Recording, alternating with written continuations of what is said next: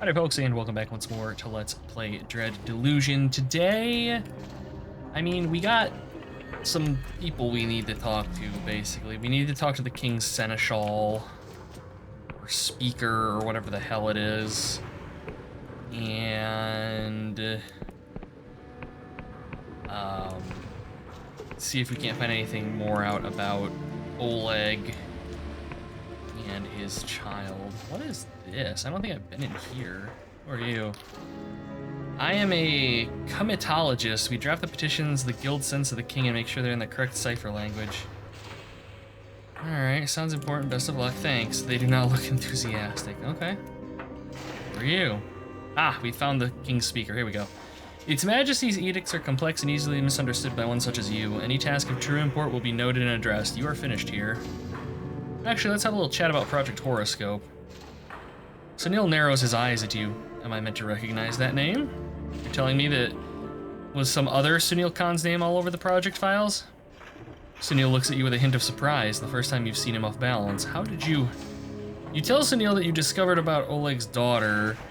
When you're finished, he sighs. Well, you have been inquisitive. Where your loyalty's not so obviously suspect, you might even have made a good interpreter. So what is it you imagine you'll get from me? Oleg deserves to know the truth. Things recorded in the Library of Untruths are fictions. They never happened. We are discussing imaginary hypotheticals, do you understand? Sure. Oddly, Sunil smiles.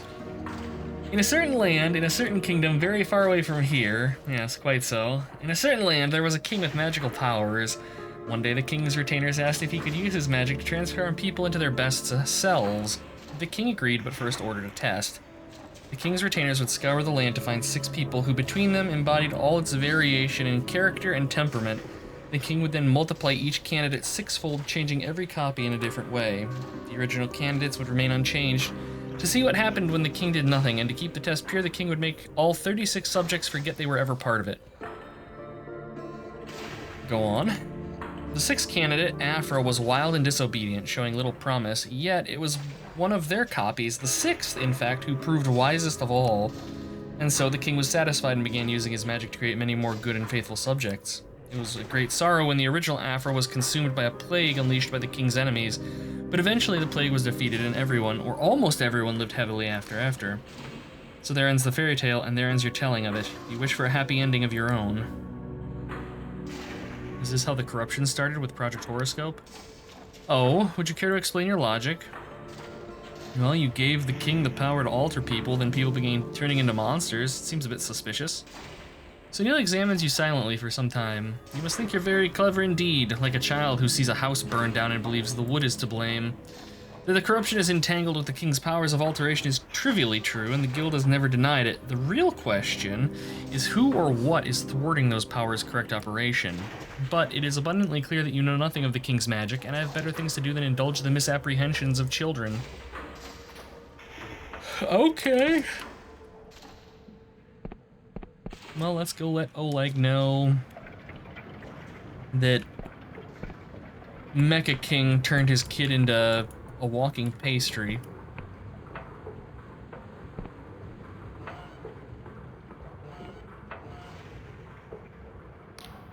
You find Oleg absorbed in some kind of word puzzle. He's sober, but when he glances up, you see bags under his eyes. You again. Have you come to throw in the towel? Actually, we found your daughter. Her name was Afra. He stares at you for a long time without visible emotion. You're trying to scam me. You just picked that out of some book you read.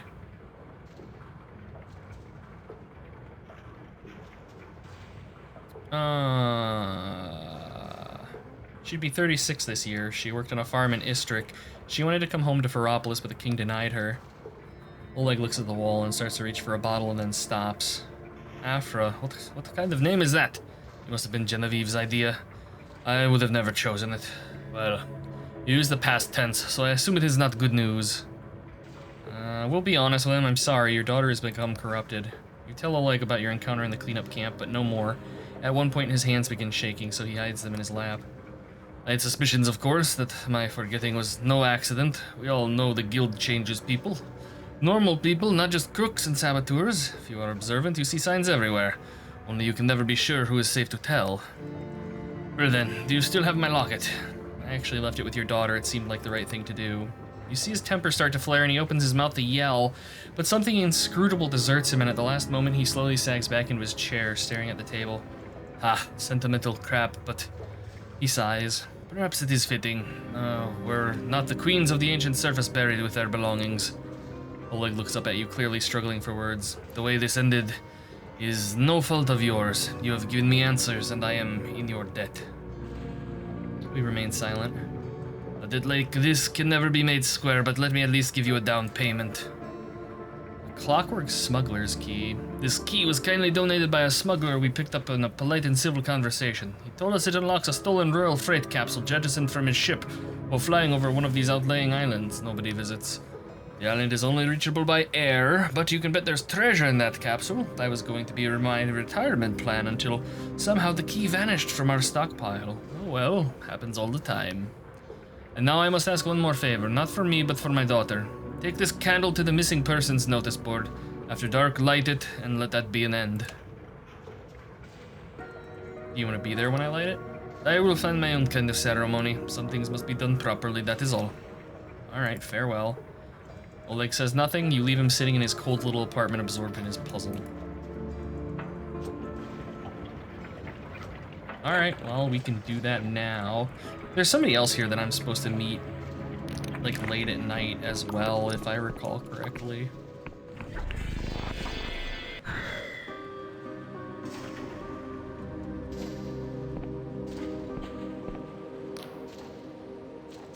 Alright. We light a candle for Oleg's daughter. You place Oleg's candle amongst the others and light the wick. A soft green glow suffuses the leaves of paper, each one marking a life and a name.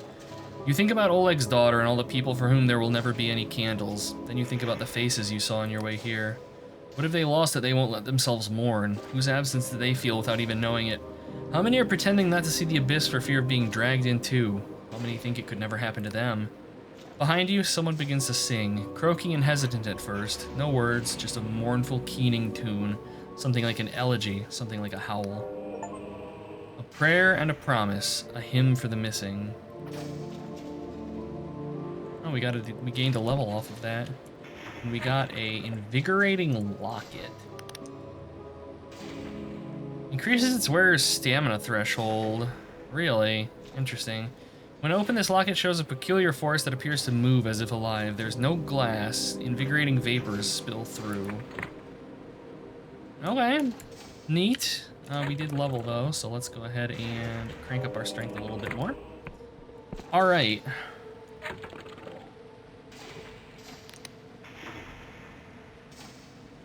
And here's the other one, yeah. At night in Upper Ferropolis under the gazebo, we have to meet somebody. Might as well work for that. I don't know where the gazebo is.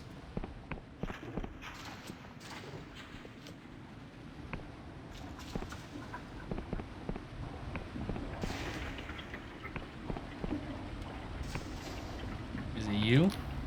Our sovereign is not pleased with us, friend. The signs are everywhere if you know where to look. Only by redoubling our efforts and rooting out the disloyal among us may we win his majesty's trust. Long live the king. Yeah, long live the king. Okay, but seriously though, not seeing gazebo. That's not a gazebo. That's a bridge.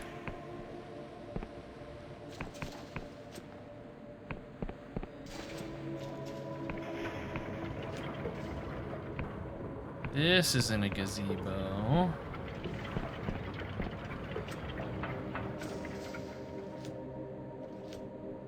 Trying to think if we've even seen a gazebo here. Unless it's down here? No? I was gonna say maybe gazebo is like not the right word. They meant like bazaar or something, but no.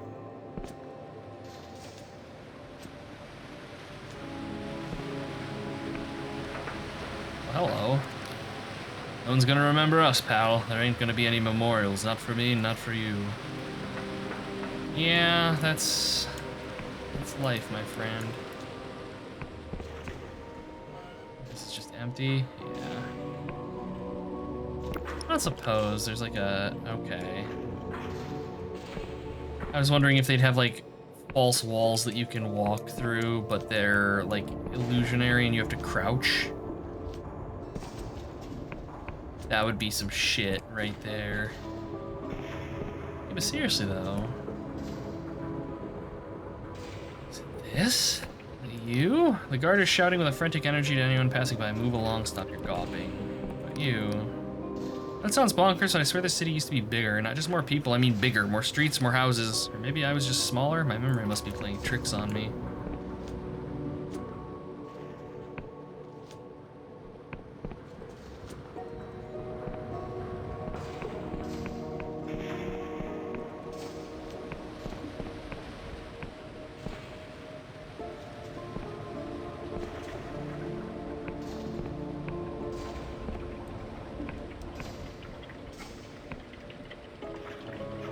Ah, here we go. Hello there. Interesting brooch you've got on. The woman smiles at you with a spark in her sea green eyes that seems truly without malice. Her mechanical arm gives a fluid salutation while her brooch marks her as a member of the Mechanists Guild. Hello, stranger, and welcome. Did you come to escape the world for a bit? Are you a friend? Her smile widens. So you got my note. Thank you for coming. Sorry for the cloak and dagger dance. The Mechanarium's tense right now. Being seen with me would put you in danger. My name is Afra. I'm the chief interpreter of the Mechanist Guild, and I'm very excited to meet you. Why is that? Tell me, friend, which part of yourself do you like the least? If you could change something today, what would it be? Ooh.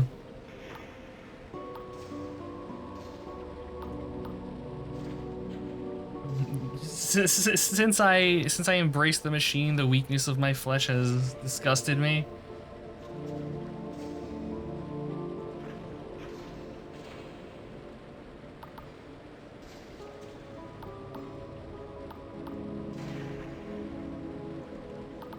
I think, yeah, my body. I've always struggled to look at my reflection in the eye. Oh, honey, I know exactly how you feel, but why should you have to accept that? Why shouldn't you be able to change it? We live in an age of marvels, increasing every year. Magic is abundant, fizzing in the air, in the stones, and in our blood. Why not use it?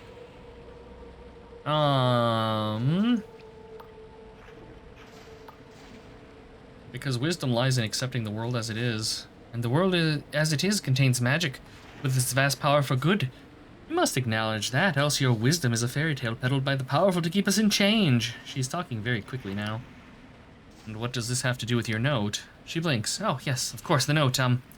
Listen, you already know something is deeply wrong with this kingdom, don't you? You needn't pretend. Anyone can see it, even if they're afraid to say so. Go on.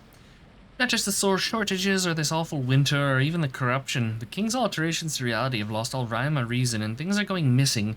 People, houses, towns, words, even memories. Many people blame the Mechanists, but the truth is that even we no longer understand our king's actions. Hence, I suspect all these problems are just different sides of one problem.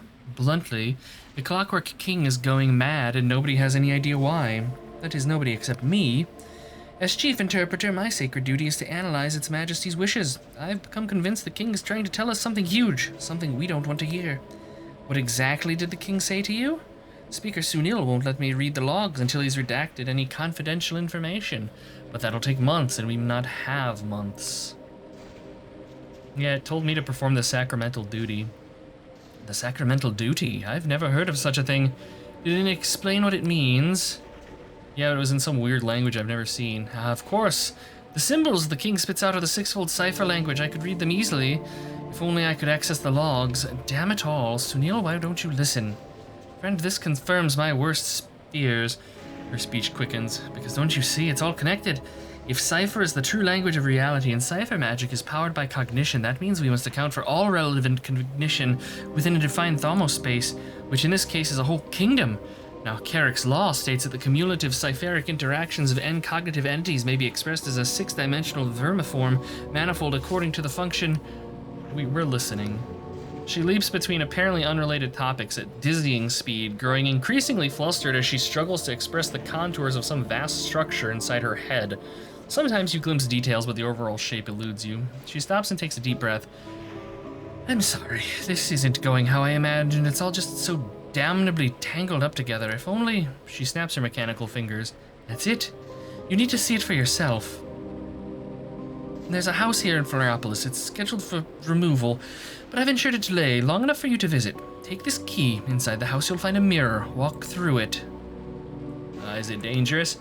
Quite dangerous, yes, but then again only a little more so than simply being in the kingdom in the first place. Dress warmly, don't linger in one place for too long, and try not to touch anything.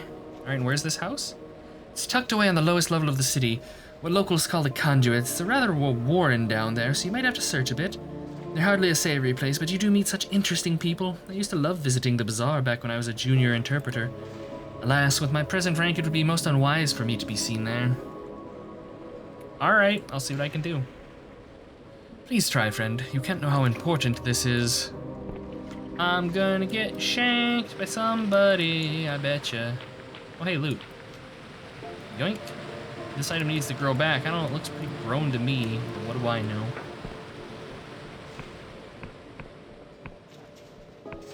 Okay, so we're in the bottom area here. I wonder if this is a secret, right? Is this? No. Alright, so there's a locked door down here somewhere. Is it this one? No.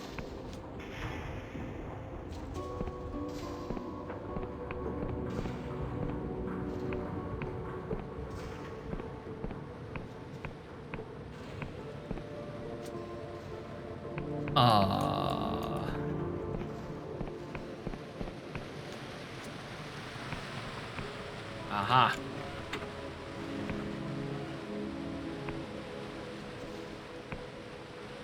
Okay, we're just looking. We're just looking. There's the mirror.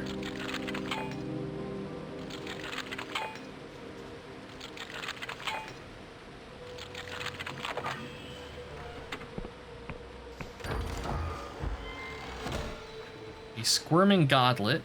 Alright, that's certainly one of the rewards of all time. You step out the other side of the mirror. For a moment you think you're still in Ferropolis until you look up and see that the sky is gone. What? Instead of the Honoric Isle's familiar red neuron star, there's only blackness, save for a swirling gear of dim blue light, staring down like a malevolent eye. Attunement drifts overhead, unmoored from the earth, tumbling slowly end over end. All around you, the city twists up impossibly into the air, houses piled upon houses, pipes and drains and gutters spreading like tree branches as far as the eye can see.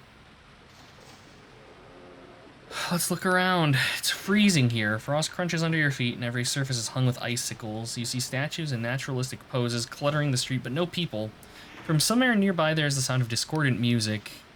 Hello, Afra? Anyone? There's no answer save for the echo of your own voice. Let's examine a statue. Your stomach twists as you realize this statue was once a living person. Their mouth is open and their fists raised in the air as if they were frozen solid in the midst of a screaming argument. As you explore, you find another frozen person lying tucked up in the bed in the middle of the street, wearing a nightcap with a pom-pom on the end. Then a family sitting around a dinner table, forks and cups suspended halfway to their mouths. You shiver. Why the hell did Afra bring you here? Let's find the music. The music verges on random noise. Every time you think you've figured out the structure, it changes and slips from your grasp. Sometimes it stops for several minutes and all you can do is wait, shivering. In the deserted remnants of an old plaza, you find a grand piano, its keys plinking and plonking on their own. No other living soul is visible. You shiver. Why did Afra bring you here? Alright, search for a way out. Time seems to work differently here. You feel like you're wandering for hours, but it could be minutes. At some point you realize you're now upside down in relation to where you started. A rowing boat with two petrified passengers spins in the air. Finally, leaning on the railings of a catwalk that goes nowhere, clad in a well-worn fur coat, you spot Afra. She waves at you. Her breath mists in the air as she gives you a wry smile. Well, fancy seeing you here. What is this place? My best guess is that we're in a pocket dimension created or repurposed by the king. Alternatively, it could be a very beginning of our cosmos before the neuron stars were born, or the end after they've died. This is all just speculation, you understand. And how did you get here? The same way you did. I discovered this place by chance about a year ago, and I've been studying it ever since. As far as I can tell, no other living mechanists even know about it.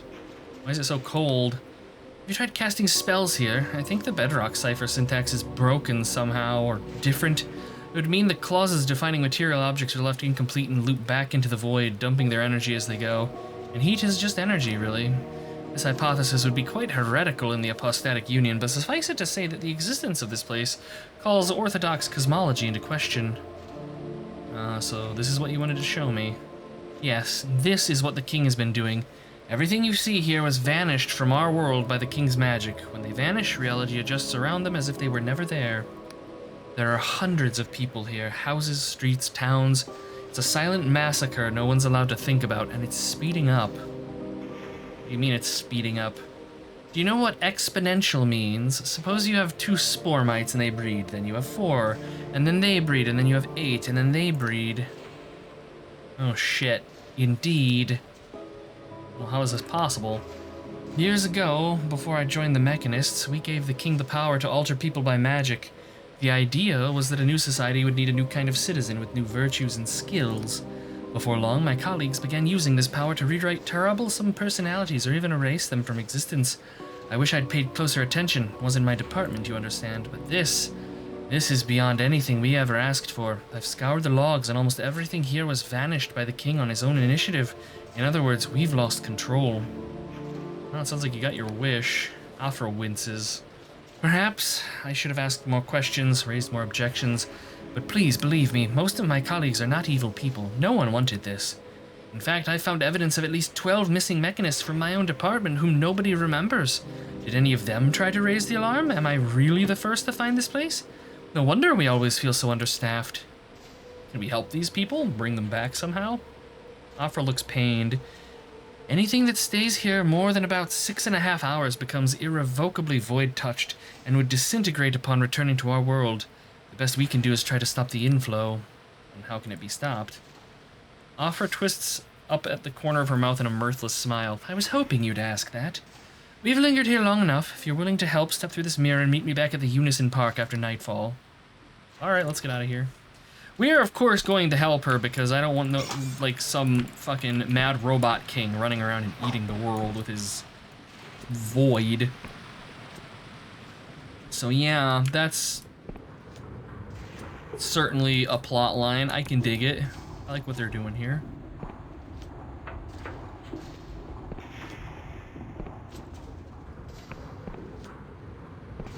Let's see, where are we? Ah, okay. Let us swing into the inn. And I'm going to save, and I'm gonna go ahead and call an episode here, because we're at 20 minutes.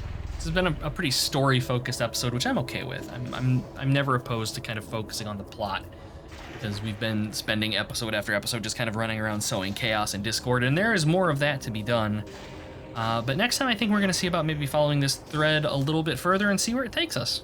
Until then. Hey, you made it to the end. Nice. You had a good time? Check out one of these other series, see if you like them. Drop a like, comment, or subscribe if you'd like to support the channel, via the machine and all that. As always, thanks for watching.